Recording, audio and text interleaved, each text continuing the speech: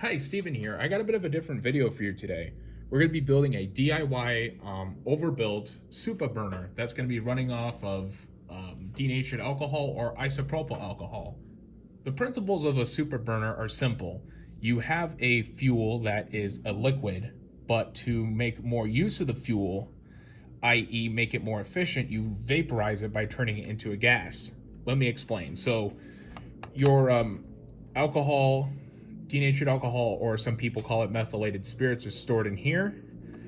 It'll travel down this pipe, these series of pipes, and this pipe, if I don't accidentally send it flying across the cutting board here, will have a hole drilled into it that will shoot fire from this smaller pipe and hit the top pipe here.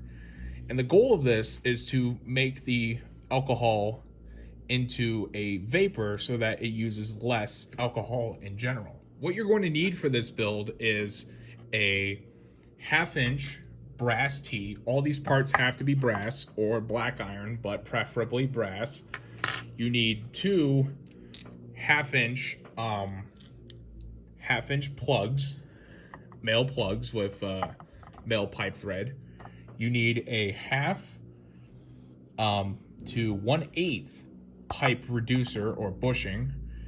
You need a 1/8 by 3-inch brass nipple, a 1/8 street 90, a 1/8 90, a 1/8 by 1.5-inch nipple, and a 1/8 pipe cap.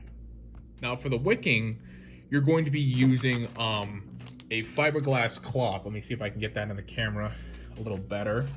There we go.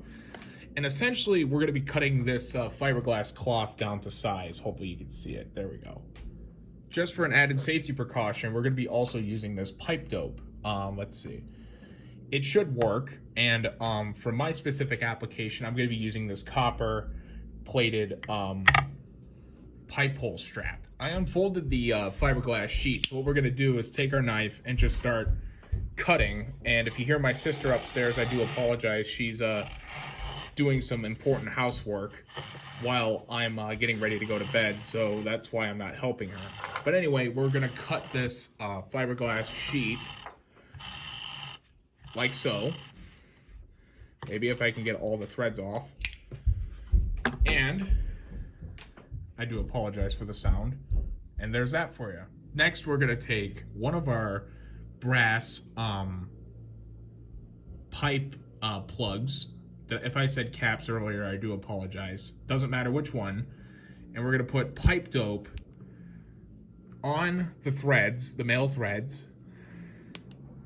If it doesn't explode on me, I don't think it did. Nope, we're good. Okay. And what we're gonna do is I'm just gonna take my finger here. There's probably a better method for this. And just spread that dope around so that it covers all the threads, or as many threads as I possibly can. There we go. Nicely does it. Sorry if it wasn't on camera, but I'm just trying not to get pipe dope all over the camera.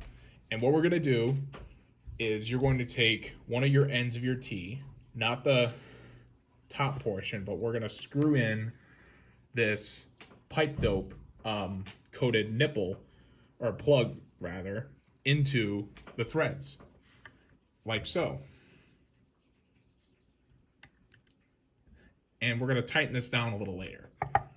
So there's one step completed. Next, we're going to fold our fiberglass wick down very thin on one end, and on the other end we're going to shove the rest of this into the tee. Be right back when it's done. All right, so we did get a lot of that fiberglass wick or material into the tee.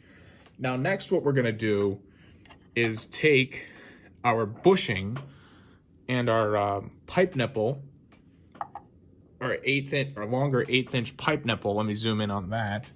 Move the camera. We're gonna dope these up, and we're gonna dope up the 1/8 brass nipple into the 1/2 by 1/8 brass reducer. Be right back when that's done. All right, so these two pieces are now joined. Now what we're going to do is we're going to take our fiberglass, and this part's probably going to be a little tricky, and we're going to feed it down the pipe nipple here. And like I said, this part's going to be tricky. I do think it's going to take some time, but once you get the first bit of fiberglass through, I personally think, let's see if I can get my hand out of the way, I do think that the rest should follow quite simply. So what we're going to do is get this down in there, if at all possible. There we go. Oh, wait, I got another piece to help. There we go. Hopefully. Okay, I do see the end of the fiberglass. Do you see it too? Okay. So this part's going to be a little tricky. Be right back when this part's completed. Okay, so now that the main body of the Supaburner is taking shape, let's take a look at the final assembly portion. What we're going to be doing is we're going to be doping up the threads first on these last few pieces. So what we're going to do is put pipe dope on one end of this pipe nipple only for the time. Okay. Then we're going to put pipe dope on the thread here and the thread on the larger pipe nipple. And then we're going to screw these pieces together first, and then we're going to feed the fiberglass through. Does that make any sense? I hope I'm making sense. I'm only working off a couple hours of sleep. Be right back. Here's the body of the Supaburner so far. It looks pretty good in my opinion. So next what we're going to do is we're going to take the last 1/8 pipe nipple here, and we're going to drill a small hole. Probably grab the smallest drill bit you can find. And what we're going to do is we're going to hold down the piece here and drill the smallest possible hole we can towards the very apex, towards the top of the pipe nipple here. Okay?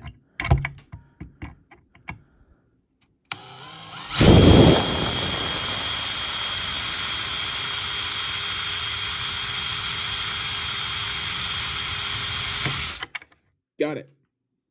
All right. And I think this should do it. Now let's feed the rest of the fiberglass wick. We're going to pipe dope one end for right now. And we're going to make sure the hole's aimed directly underneath this brass nipple here. Be right back. Almost done. All we got to do is put pipe dope on the other end of the male threads. Cut this fiberglass wick. And it should be good to go after that. All right, it's done. Now I did make a base for this. I did accidentally get screws that are too long, but aside from that, I think it looks pretty good. Now what we're gonna do is put some denatured alcohol in here, or methyl as some of you guys call it, and we're gonna give it a fire up. Be right back. All right, here goes nothing. Here we go.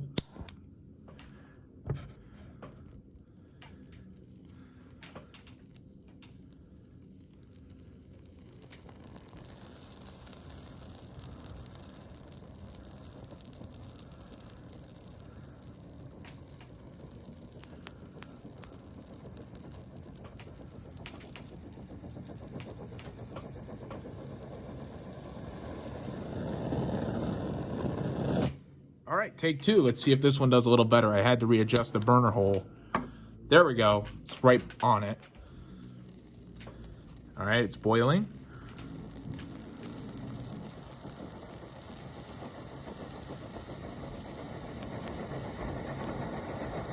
That's a huge flame. I'm actually surprised. And it's working. I'm impressed. So this is a shout out to Boo Healer Steam. Thank you, Jim, for giving me the idea. I already love this thing so far, and it's doing really well. I'm surprised. I might need to increase the capacity of that alcohol, but other than that, it's definitely doing its thing.